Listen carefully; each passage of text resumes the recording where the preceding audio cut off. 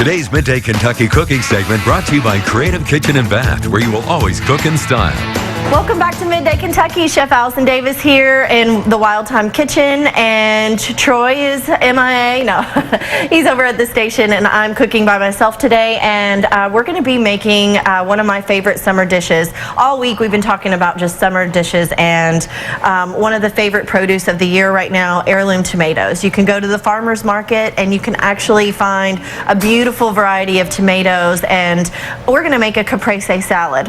So we're going to make a basil pesto, picked up some fresh mozzarella at the market, and heirloom tomatoes. So I think when you are just making a simple dish like a salad, it's important to maybe focus in on some key high quality ingredients like a great fresh mozzarella or an heirloom tomato. They're a little bit pricier, maybe a little bit more expensive than just your aromas or your conventional items, but they really make all the difference when it comes to a great summer salad. All right. So as far as our tomato, I'm just going to have some slices of our heirloom tomato. We're going to do the same thing with our mozzarella. And then I am going to also add a little bit of sliced red onion.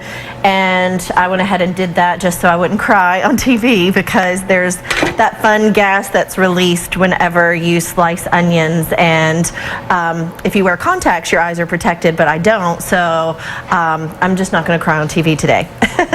But we're going to make a basil pesto. So I went to my garden, picked up some fresh basil, and we're going to put it all in a food processor so we get a nice smooth pesto. Fresh basil, a little bit of minced garlic, and Parmesan cheese, okay? Those are kind of the bases for the start to a great pesto. We'll add some salt and pepper to this. You all see me do this all the time, but I love having my salt and pepper out just like in an open jar so that I can really just trust my pinch versus worrying or messing with a salt shaker or pepper shaker. All right, we're going to blend this together real quickly. That's just going to kind of bring it to a paste form. Just a nice little rough chop brings everything together. Now, one of the most important ingredients or important steps for me when it comes to a great pesto is pine nuts. And pine nuts just have this creamy, nutty, just beautiful flavor, but they really come out and are more flavorful when you toast them. And when you toast your pine nuts, you also get more of the oils out of the nuts, which actually creates more of a creamier pesto.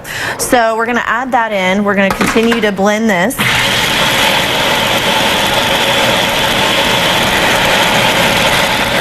You could go with a shot of lemon juice if you like, but really this is all that you need. Now, a trick that I add, because if you don't have enough fresh basil and maybe your plant hasn't grown enough yet and you don't want to pick too much of it, you can add in some spinach greens, or in this case I've got some arugula, and that will stretch your pesto. It still has that wonderful, beautiful basil flavor, but it will be nice and bright and green and colorful for our salad. So mix that in. And then final step is our olive oil.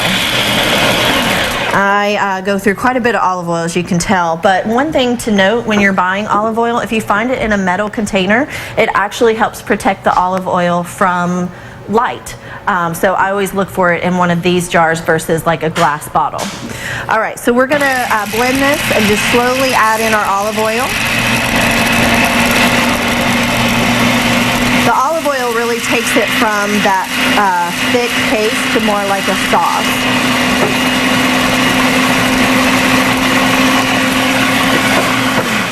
All right, and that is it. So we have our basil pesto. We're going to slice up our mozzarella. We have our onions, our tomatoes, and then for a caprese like this, I just will continue to layer it more like a stack.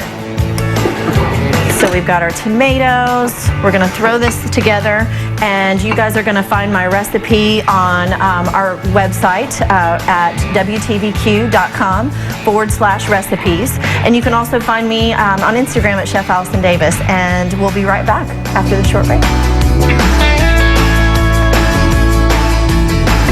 Today's cooking segment was brought to you by Creative Kitchen and Bath, where you will always cook in style.